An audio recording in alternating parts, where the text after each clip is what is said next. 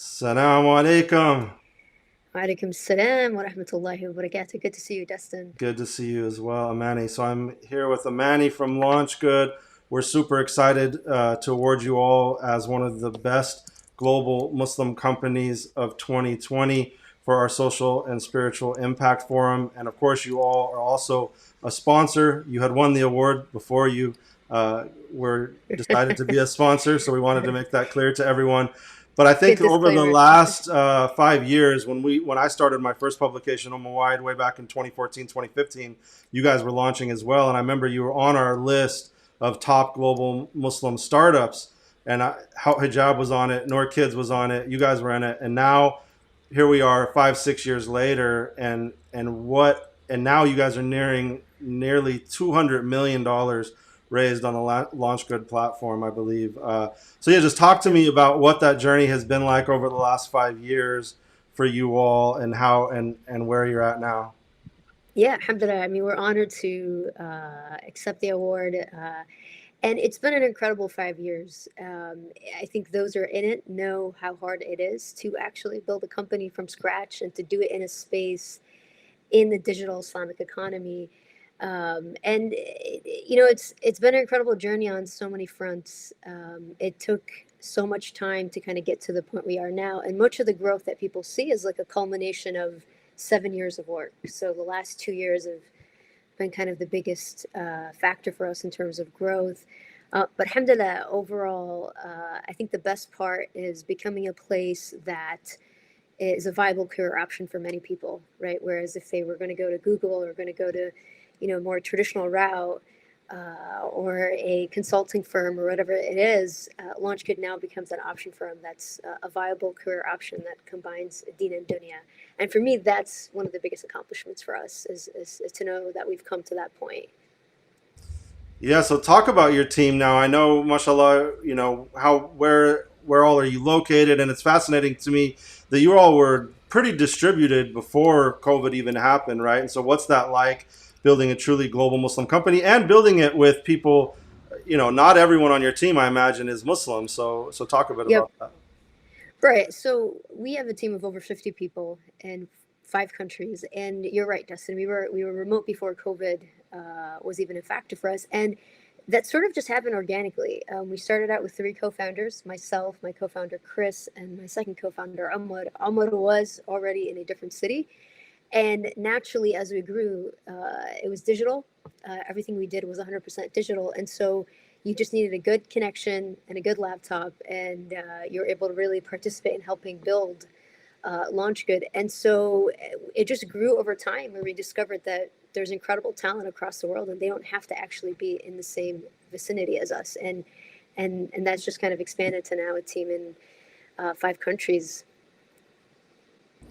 Mashallah. And so this year, there are a couple of recognitions. One, you were recognized as one of the top female founders by Inc. magazine. So talk about what that recognition meant to you, and also talk about some of the other Muslim female founders who may not get the recognition they deserve. Yeah, absolutely. I think it definitely was very validating. I didn't realize it was that big of a deal till it actually went out, and sometimes you're in it and you just kind of like, yeah, your every day for you just feels kind of ordinary. But when you look at the grand scheme of things, it was an extraordinary achievement in the sense that I think the biggest factor for people was just seeing a Muslim woman or a visibly covered Muslim woman on the front of Inc. magazine and on their homepage. And I think for many people, being able to see someone who looks like you in a place that, in your head you may not have felt was possible was probably the most transformative aspect of it all. And I was talking to many friends growing up for me. We didn't have many of the role models that you see today. And so I used to kind of create this like poster board where I would print out pictures of Muslim women that I was inspired by. And I would kind of stare at that every day and internalize it. And now you don't have to do that in the same way because there's so many incredible examples of Muslim women doing amazing work, whether it's the Olympics or Congress or Muslim companies. Inshallah, those are examples for people to follow. Yeah, totally. And then the other big milestone is that I think you hit 100 million this year, and then you should hit it looks like 200 million before Ramadan, right? So Inshallah. talk about what that has meant for you. So that means 6 years to get to 100 million, right? And then Yep. maybe less than a year to raise the next 100 million. So what are your goals in Yeah. terms of the platform size and the types of how big do you want Yeah. this thing to get? Absolutely. So our goal is to get to 1 billion funds raised annually, inshallah. That's the next milestone for us. And I mean, the way we're growing 100% on average. So it's just, it becomes this cumulative, right? In the sense that if we do 100 this year, we'll do 200 next year, 400 the year after. And that's because we got to a tipping point, right? As I mentioned, like we've been building LaunchGood for 7 years, and even before the sort of first day we had LaunchGood.com, there was a 2 year inception process. So you can say the journey is actually longer than 7 years. But the goal, inshallah, is to get to 1 billion raised annually on LaunchGood. That would put us at the likes of GoFundMe and others. MashaAllah, that would be amazing. And then, what I love about these awards that we did this year. I mean, you guys could do a launch good version of this as well very easily, right? And I think that there's a way that, inshallah, maybe in the future we can incorporate some of that more. But talk about some of the way in which you see the platform creating this social and spiritual impact, and how, maybe talk about some of your favorite campaigns from the last year. Yeah, absolutely. I mean, I think, as you mentioned, being a platform, there's so much that we could help amplify, and our goal really with LaunchGood is to continue to build that ecosystem for the global Muslim community. And some of my favorite campaigns have been kind of that seed funding that launched that next effort. So whether it was a halal automatic stock finder for people to invest Islamically and ethically, or a Hajj backpack, or even organizations like Muhsin, who started their seed funding on LaunchGood and now have become an incredible organization focused on accessibility in the Muslim community. So for me, those are my personal favorite campaigns, those campaigns that needed that seed funding to get started and that we helped them do that. And then we really see them flourish within the Muslim community and hopefully become models for others as well. So in that way, I mean, it's almost like you guys are a startup hub, right? Where people are coming to you for incubation, and it's interesting to think about too, right? Is what's the difference between like Indiegogo, GoFundMe, right? These other platforms that are maybe, I'd say GoFundMe is like super reactionary, right? It's like people go there for medical expenses, people go there in emergencies. Like Indiegogo is fairly artistic. What's the other big one that I'm Kickstarter, Yeah, Kickstarter is very Kickstarter creative. also. Kickstarter's super creative, right? And they actually curate it, and they don't allow tech products basically on that platform at all, because Yep. they were starting to take it over. So each one is kind of curated, and it's fascinating now that you could reach a level where you're equaling that. But where do you, talking a bit about the types, what are campaigns that are successful, and do you have like a majority of types of campaigns? Like for instance, what percentage of campaigns on the platform are startups, right? Are people like looking for seed funding for either a company or a project? Yeah, absolutely. It's a great question. So I would say the vast majority, or 70%, are charitable or cause based, and the other 30% are a mix of startup venture, a product, or just an initiative that's not necessarily focused on humanitarian aid or a specific relief campaign. And it's interesting, when we first started LaunchCode, we wanted to just be the Kickstarter for the Muslim community. So we wanted to be focused just on creative and entrepreneurial projects. But as we grew, we realized we actually had to be inclusive of the charitable factor, because that was something that was still very close to home. Over the last few years, we've seen that resurgence of more entrepreneurial, more product based campaigns. And one of the things that we're even kind of thinking about is potentially having like a sub brand, like a LaunchGood Kickstarter sub brand, so that people can see both.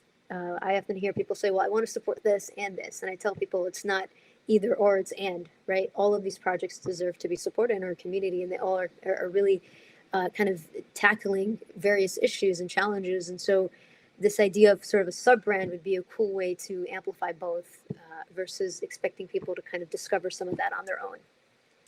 Yeah, and I mean now you also have equity crowdfunding that's opened up in the U.S. and in the U.K. and other parts of the world, and then even I think social impact funds are something that the Muslim community, I haven't seen a lot of. Like there was a fund here where I live in San Diego that Hmm. was $1 million fund that was raised on GoFundMe, because I think GoFundMe is actually based in San Diego, and it was Yep. just focused on women and women of color and refugees, and it was a Yep. $1 million, and it was Sharia compliant, right? And so like that's something we're interested in as well, is like, what are the next phases in funds, right, and in raising money and in equity based funding? Is that something you all have thought about? Yeah, I mean, we've thought of equity crowdfunding, but it's not necessarily a space that we're going to jump into anytime soon. And it's quite challenging because even in the US, each state has their own rules and regulations with the Jobs Act about what you can and can't do and who's an accredited investor. Plus, you add the global component to it as well in terms of can you kind of have the same model, let's say in Europe or Malaysia or Singapore. And so it's not a space we're interested in, but we're definitely watching and kind of exploring if need be. And I think it's an interesting space in itself because right now, currently, donation and rewards crowdfunding is still the largest, but equity is definitely expanding to become one of the potential biggest parts of the crowdfunding industry. Yeah, awesome. And changing gears a little bit. I want to go back to a bit of your journey, because that's all of this is where LaunchGood is at. But the idea of this forum is to talk about the connection between social and spiritual impact. So talk about, the moment or the spark of and that spiritual moment that led you to seek building a project like this for the Muslim community. If you have one moment that you can point to. Yeah, I'm thinking about for me, my background was in social work, and I was an organizer before I was doing LaunchGood, and I was doing a lot of work in the Muslim community, non-Muslim community, and I was one of the few Muslims in crowdfunding 10 years ago. So, this was back when I was like 17, 19. I had crowdfunded for the first time, and I remember meeting my co-founders around this time. And we started working on LaunchGood for some time on like a part-time basis. But the moment where I decided to go full-time was about a year journey of praying istikhara. And I often tell people istikhara feels like a sandstorm in your heart. Once it settles, you just know this is what you need to do. And for me, it was this idea of the concept of LaunchGood, although it was, all we had was a WordPress site at the time. So it's not what you see today, right? But the concept of having a platform that could just help us tell our stories and also literally and practically help secure seed funding for ideas and projects was just so transformative and just so refreshing to hear and see, because I think we sort of suffer from a lack of inspiration, and the idea was that LaunchGood could serve as that inspiration to help us really cultivate some of the amazing projects and ideas that we've been wanting to do for some time for ourselves, for our community, and for the world. Yeah, that's fascinating. I didn't know you have a community organizing background. Of course, that's my background as well, and I think it's part of the way that I know it's part of the reason why I think the way that I think. And a lot of Yeah. what and another reason why we wanted to do this conference is also about ecosystem building. And I think LaunchGood is the example of you all have such an incredible ecosystem. I think one of the problems is maybe some of the companies and people on the platform don't interact enough. So, what have Yep. you thought about in terms of like ecosystem building? How would you encourage founders and organizations and institutions to work together to really build a stronger ecosystem of Yeah, that's Muslim organizations? it's a great question, and I often tell people that first of all, it's not enough to just build a Muslim version of something. You have to build a better product. Number one. And then number two, when you do that, is being able to be of service to others in that same space. Like we're only stronger, we only can create a larger economy if we all kind of invest into that together. It's kind of how certain cities or certain restaurants in a city all kind of pair together, because more people coming to that town means everybody benefits and everybody eats out in that city or in that town. It's not that restaurant versus my restaurant.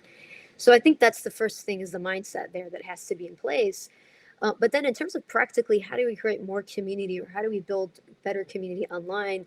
I think it's certainly something that we've been thinking about. I mean, we do it now informally. So when we talk to certain campaigns or support people who say, "Hey, you should try this," or "We know this person that's built a similar app to you around Islamophobia in Australia, so you guys should talk," or "You're building an app around Islamophobia in Canada. These guys have done it in Australia. Let's connect you."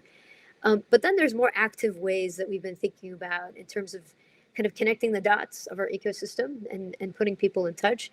And I think part of that is building more of like a community manager element on LaunchGood to really help the different campaigns thrive within that ecosystem and just learn from each other's mistakes. So we've brainstormed conferences that we could run in a digital fashion. We've brainstormed lessons learned about building a remote company that other Islamic companies in the space can learn from.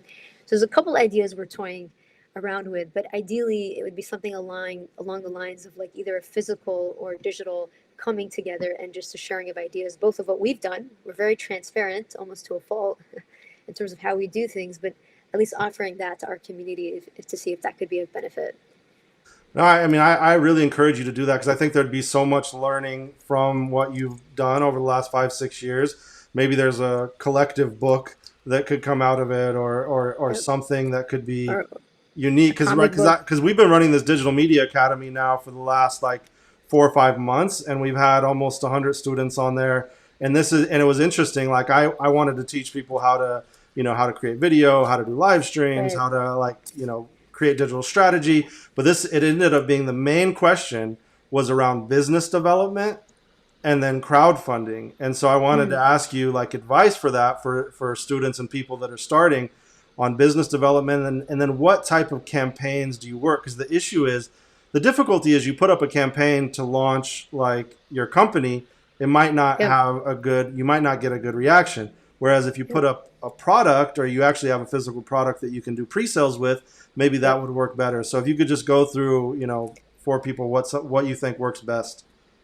Yeah, definitely. And you hit the nail on the head. People want to support a product. They want to support something tangible. Crowdfunding is about tangible elements or tangible products, whether it's feeding someone or an actual book that you take home. And so we often tell people what's cool about crowdfunding. If you have an idea or you're looking to launch a company, whatever company it might be, certain things work with crowdfunding and certain things don't. Like starting a consulting company via crowdfunding doesn't work. But if you are looking to sell like halal Slim Jims, for example, or you're looking to launch a series of children's books, or you're looking to launch an app, crowdfunding is a great way to take that idea straight to the community and validate it, to validate if they want it or not, right? And if you're addressing a specific pain point. And so you often want to start with that concept first, the product in and itself, and use crowdfunding as a way to get that seed funding or that first initial cash to make it happen. And certain ideas like publishing is expensive upfront capital, and so crowdfunding makes sense first to do that before you go and spend it yourself, to just see if there's an appetite for it or not. And a couple of good examples of this. I mean, I remember I worked with Sister Megan Wyatt way back in the first 2000 campaigns of LaunchGood. I coached them personally, myself and Chris. But she had a How to Get Hijab Ready book, and it was a really cool idea. It was like the American style or the American girl style concept, but how to kind of teach girls if they decide that they'd like to wear hijab, how to do it and how to do it in a way that is sort of friendly and digestible. And she had crowdfunded 20,000 at the time of pre-sale, and then that validated the idea for her. And she went to a publisher and she made that book happen. And there's countless examples of that. But the best way, if people aren't sure, is they can just go to launchgood.com/consulting and they can speak to anyone from our team. We can share some case studies and just help you sort of map out and see if your idea is a good fit for crowdfunding or it's not. Oftentimes people think crowdfunding is the business model and it's just part of it. And it's something I like to kind of clarify, that it's one element of your marketing and your business model, but it's not all of it. Right, because there's two real situations that people could be in, right? And in the course we talk about building your MVP or building your minimal viable Yep. product, and Yep. then validating it with the data. And crowdfunding is an example of you're getting data feedback literally by whether or not people are giving to your campaign, and based on the Exactly. metrics of how people are reacting to your video or anything like that. But the one is that you are starting with basically nothing, and maybe you have an email list that you've shabbily put together based on your contacts in your You've got Gmail to build or your something network. like that. Yeah. Or you have the example of Noor Kids, right, that recently did an amazing campaign on LaunchGood where they had already cultivated a community. They already have a great email list. They have members, people who are already paying membership Yep. fees to get the books from them. And then they announced that they're doing a A new television project. series, right? And so Yep. talk about that campaign and the type of response, and because I thought that's one of the best campaigns I've seen on LaunchGood ever in terms of the instant response. Yeah, you're absolutely right. So that you get two cases, like you mentioned, and there's the case of like initial seed funding to just launch an idea, right? Or you can be more established, or you have a product and you're looking to get feedback on a new product, and so you tap into your existing crowd, right? And I often tell people that the crowd comes before the funds, right? So when you're launching something for the first time, if you don't have if you don't have a email listserv, your crowd is inherently your friends and family. Like that's your inherent crowd. It's your friends and friends of those friends to make it happen. And so either or works. Most importantly, in both cases, you're validating an idea. And New York is a good example in terms of just like you said, they're able to tap into an existing crowd that they have, and then not only that, but build something that's relevant to them and use crowdfunding as a way to kind of create excitement and buzz and sort of FOMO in terms of what could happen, or launch new products. And in this case, inshallah, a TV series. Yeah, so finishing out then. So what's I know you talked about the billion dollar mark, and so you're saying that's about maybe 3 4 years out, probably. May Allah continue to give you much I mean, tawfiq and success as you head to that. But what's next, and what's coming up this year for LaunchGood that you can talk about? yeah, I mean, honestly, we are just kind of we're winding up to wind down, as we say. We're wrapping up the year, and we're just getting ready for Ramadan to make sure that we, as a platform, are ready to support the Muslim community. And we had something similar this year with COVID, where we had a specific initiative around COVID, where we made sure our team was available. We reduced fees. We made sure that everybody has what they need. We're potentially There's a couple of projects in the works. I don't know if I have the green light to announce them publicly, but um, definitely gearing up for Ramadan and potentially releasing some really cool product enhancements for some of our core CCs and campaign creators. So mostly making sure that LaunchGood is even better and greater, inshallah, for people getting ready to fundraise in Ramadan. Inshallah, yeah, we're excited, and so get your Ramadan 2021 campaigns ready now.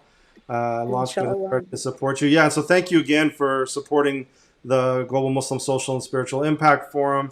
To LaunchGood, we couldn't do this program without our sponsors, and just thank you for all the inspiration that you all have given us over the years. And like I said, we pray for your continued success, inshallah. And thank you so much. We're honored again. Yeah, thank you. Okay, salam alaikum. Wa alaikum salam.